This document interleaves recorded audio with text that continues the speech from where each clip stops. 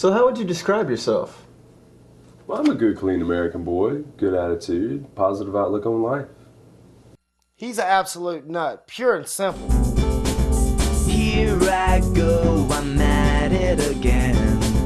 Here I go with a brand new spin. If I'm out of my mind, then it's plain to see that it's joy I find in lunacy. Though it doesn't really concern you, so it shouldn't really matter to you, to you, to you. Tell me what you know.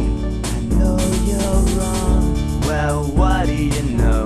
We can all get along. Tell me what to do. Just do as I please. Well, now, how about you?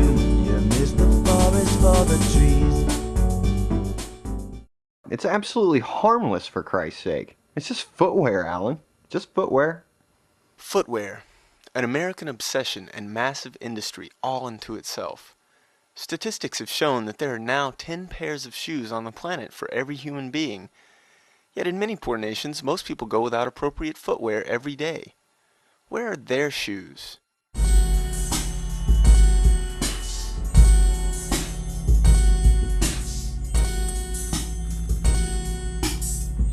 So tell me about the first time it happened.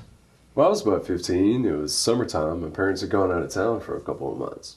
For a couple months? Really? Yeah, what? Oh, nothing. Well, they had gone down to Branson, and my friends were partying at the house for a couple of weeks.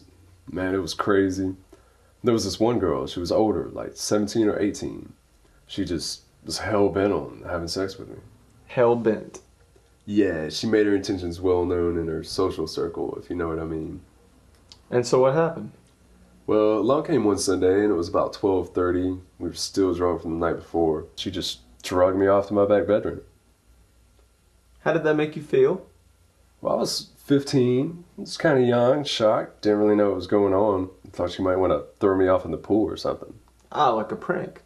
Yeah, whatever. Well, we get into my room, and she's like, I gotta go pee. So she takes off, and I'm sitting on the bed staring at her shoes.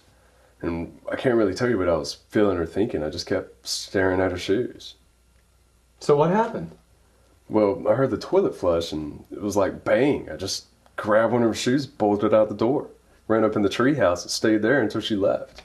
Just me and the shoe. And how did you feel while you were in the treehouse? Felt like the king of the fucking world, man. Never felt so alive. Yep, here they are.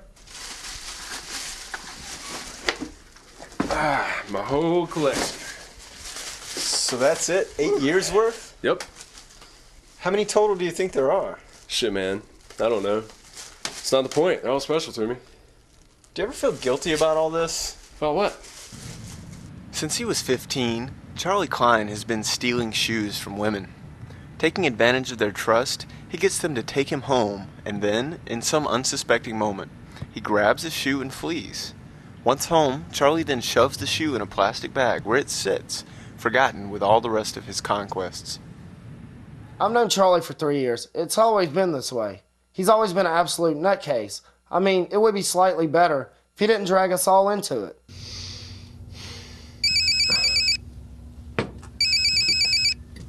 Hello?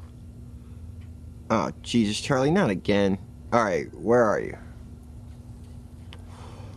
Yeah, alright. Yeah, I'll be there in a minute. But Jesus, Charlie, it's 8 a.m. Idiot. Yeah, he's done it again, the bastard. You know, we really shouldn't pick him up like this.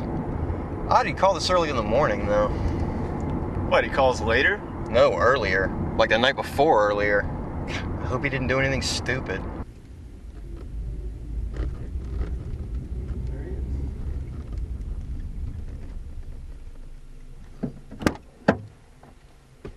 Oh, man. Whew. Thanks for the ride. You didn't do anything stupid, did you? Nah, I did the whole drunken slumber gag. Wait, what's the drunken slumber gag? Well, it's when you get drunk with a girl and you get to her house and you pretend to pass out immediately. That way, when she's fast asleep, you wake up and take one of these. Blow. Ain't she a beauty? So you don't sleep with them? Fucking AIDS, herpes, syphilis, gonorrhea, diarrhea, and a whole host of other stuff. Not to mention babies and shit. Are you fucking nuts? No, not at all. Well, then what's the point? The shoes, man. How else am I going to have access to the shoes? Do you know how heavily a woman guards her shoes? And there's nothing sexual at all involved. Yeah, why take a decent hobby and ruin it? A hobby? You call abusing a woman's trust a hobby? Hey, now, it's not like I'm signing a contract with these women saying I'm going to go home and sleep with them. They ask me if I'm going to go home with them. I say yes. I just don't tell them that when I go home with them, I'm going to steal their shoes. Why do you think they ask you home? Like I care. Look, whether you sleep with them or not, you're still abusing their trust and playing off their deepest emotions. And? So, you're saying it's bad? To abuse people like this? Yes. But it's just shoes, Alan. The shoes are beside the point. Oh, no, they're not. Look, Charlie could be an axe murderer, he could be a date rapist, but he's not. He's a shoe thief. So you think that America's mass commercialization of footwear, sex, and power has absolutely nothing to do with this? With the shoes. Well, of course it's bad, but bad for Charlie as far as I can see it. For Charlie? What about his victims? Like I said before, AIDS, herpes, gonorrhea, diarrhea, not to mention self-esteem in the toilet, and an experience you can never forget. That or a lost shoe. Which would you have? But it represents the victimization of women and reinforces male superiority over them. Well, then, I guess to all the ladies out there who never invited Charlie home, enjoy your shoes. You earned them, I guess. But think of the effect on the rest of society. You mean Thrillerville? And the world at large, yes. Who cares? Look, the world's rough in a lot of ways. The least of your worries is a shoe thief. But we can fix this problem. Modern pharmacology could show Charlie a whole new life.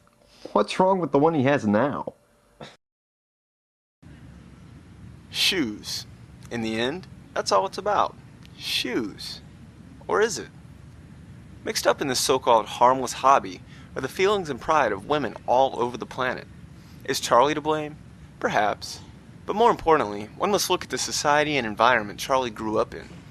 Here he is, the son of a system that turns footwear into a billion-dollar item that kids will kill for, and that a man like Charlie would support an evil empire of suppression and repression in order to obtain. It is the millions of men like Charlie that perpetuate a male-centric society and prevent a free and balanced worldview from existing. What did you just say? I said you're maintaining an evil empire of suppression and repression by acting on the symbols of a male-dominated society. Okay, man, I'm not even sure if that was English. All I know is I steal shoes. I find joy in stealing shoes. Is finding joy a crime? It is if it symbolically represses half of humanity. Alright, buddy, whatever. I'm just saying.